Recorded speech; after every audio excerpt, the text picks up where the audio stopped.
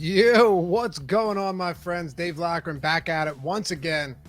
We're in July. We're talking fantasy football. It's going to come up as soon as you know it. But today's video, we'll save the pleasantries for another time. Today's video, we're looking at post-hype sleepers. Can these guys help to win your league? And they're not all of them are sleepers in the traditional sense of like 12, 13 rounds, but guys that are going much later than they were drafted last year. Also, admittedly, all players that I got wrong last year. See, I could admit it. Could have just ignored that, pretended it never happened. But no, all players that I got wrong last year. So let's sit back and try and decipher whether I'm just an idiot or there's actually a lot to like about these players. Hint, there's a lot to like about some of these players we're going to talk about. And I'll take responsibility when necessary. And otherwise, we'll talk about why these guys have ridiculous ADPs that we need to be looking at, or we should be targeting them exactly where they are or even later.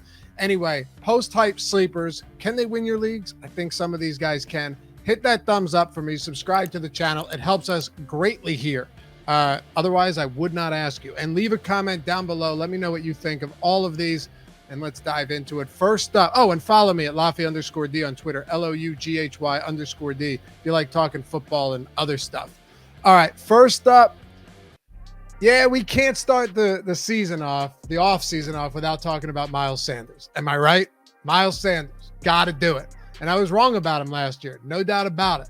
And I know you guys are going to crucify me for this, maybe rightfully so, but I'm having a really tough time giving up on him when he's being drafted as the running back 26th and almost 80th overall. I mean, because this is a touchy subject with a lot of my viewers, here's what we'll do. I'm going to give you guys the good and the bad. I'll let you make your minds up for yourself. Tell me which way you're leaning on these players, specifically Sanders here, and leave a comment down below. We'll have a conversation in the comment section. It's fun. Discussion is good when it comes to fantasy football. And of course, I'll tell you where I'm at on Sanders as well, but you probably maybe already know. Let's get this started here, and we'll get the bad out of the way first before we dig into what makes him decent. First, the injuries.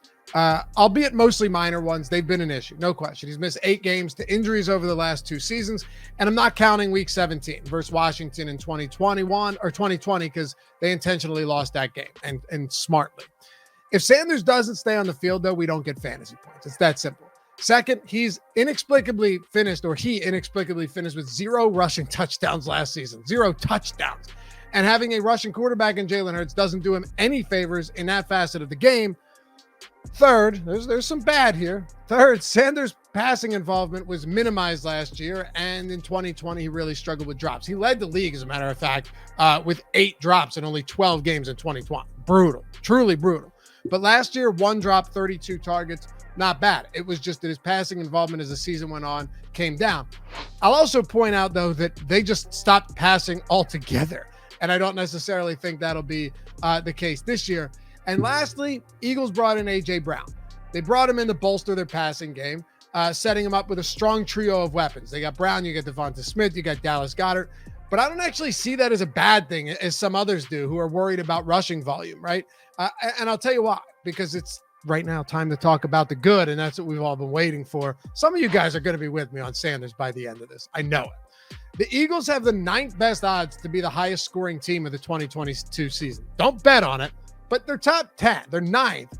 If you look at sports books in terms of the highest or the best odds to be the highest scoring team of the year. That's pretty damn good for this Philadelphia Eagles team. More importantly, Pro Football Focus projects them to have the #1 offensive line in the league. #1, okay?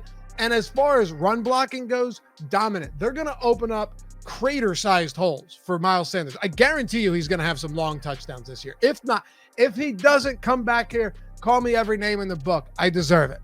And Sanders' rushing prop is 7.5. Rushing touchdown prop is 7.5. The under slightly juiced, but still 7.5 rushing touchdowns. So clearly bookmakers and myself see last year's complete absence of touchdowns as more of an anomaly more than a standard.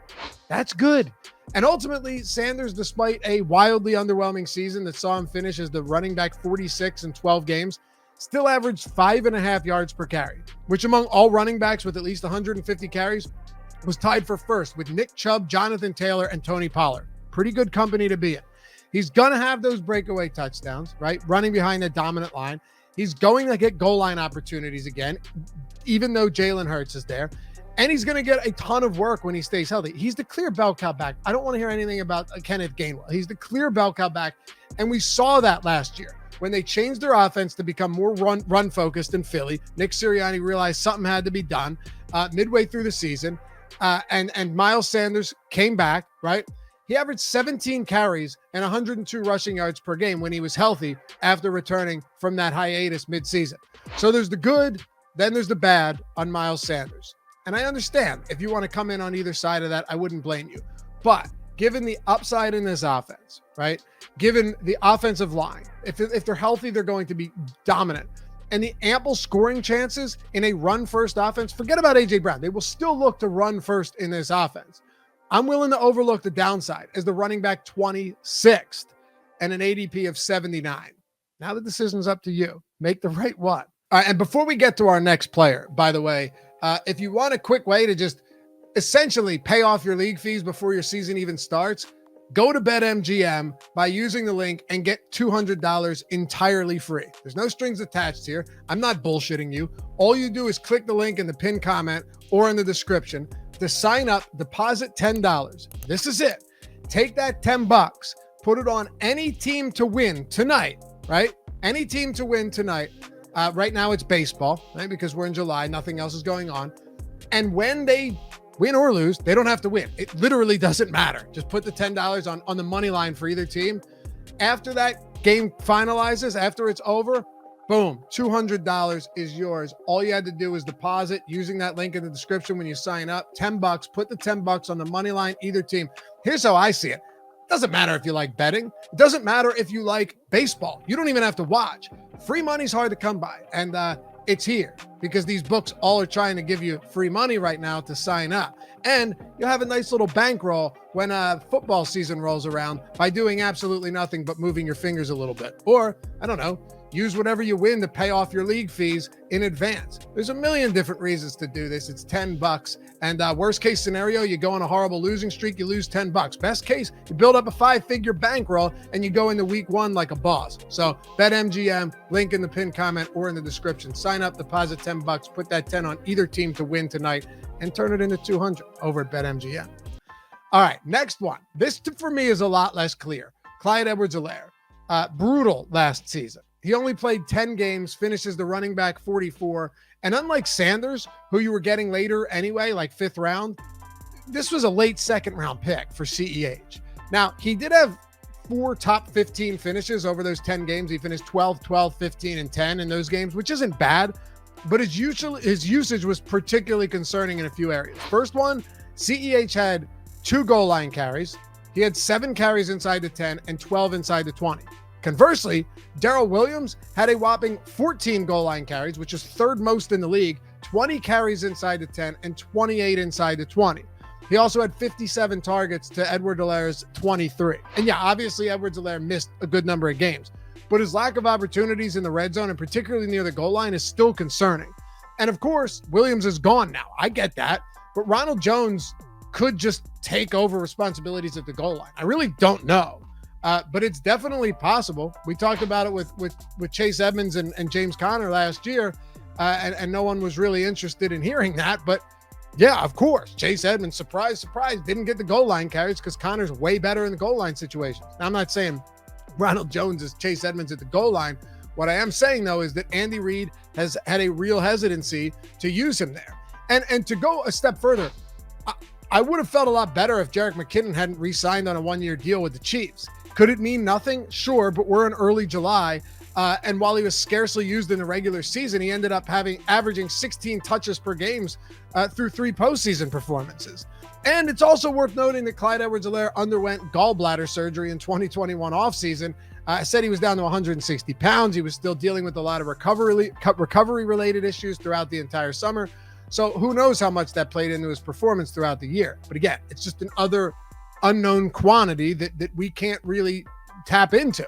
The bad news is that Edwards-Helaire hasn't produced in 2 seasons with Kansas City, despite being a 1st-round pick and playing for a coach in Andy Reid who has produced had produced an infinite amount of elite fantasy running backs.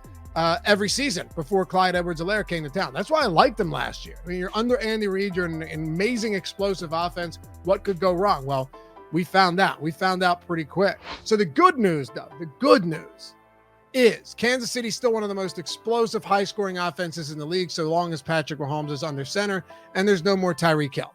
They have the fourth best odds to be the highest scoring offense this season, and they have an improved offensive line. All of that is really good. So it's all going to come down, for me, to Clyde Edwards-Helaire's involvement in the passing game. If he's involved heavily in the passing game, then I think you could get him easily to pay off his price tag this year. But if not, and it's just, 3 targets or so per game, we're going to be in a lot of trouble because his rushing prop right now is 700 yards. Not very good, okay? He's not going to get it all done on the ground.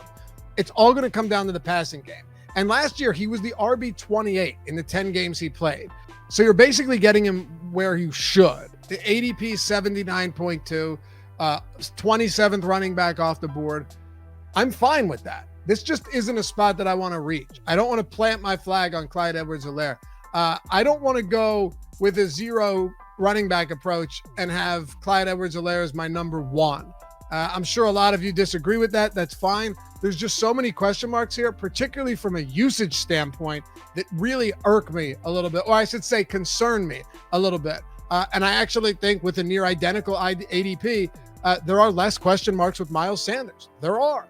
And I'd rather have him there for sure. I also think he's actually just a better running back than Clyde Edwards-Helaire. And it's not like both of them haven't dealt with injury history. So Clyde Edwards-Helaire, ADP 79, I don't feel nearly as confident in him as I do with Miles Sanders at the same ADP. Now, the last one, we have to love this, Allen Robinson. I mean, man, I wasn't just wrong about Allen Robinson last year. I was wrong about Allen Robinson last year. And while he may not be the traditional post-type sleeper that we usually have on a list like this, there's still a lot to talk about when it comes to the 9th-year wideout. Robinson had a 3rd-round ADP in 2021. To say he didn't live up to that would be a gross understatement. He was the 12th receiver off the board. He finishes the wide receiver 84. And yes, he missed 5 games, but still, everything that could go wrong did go wrong. And even Robinson couldn't escape the horror that was Justin Fields and Andy Dalton, and to be fair, Matt Nagy as well. It's actually shocking that he was this bad too, because Robinson's never actually played with a good quarterback until now.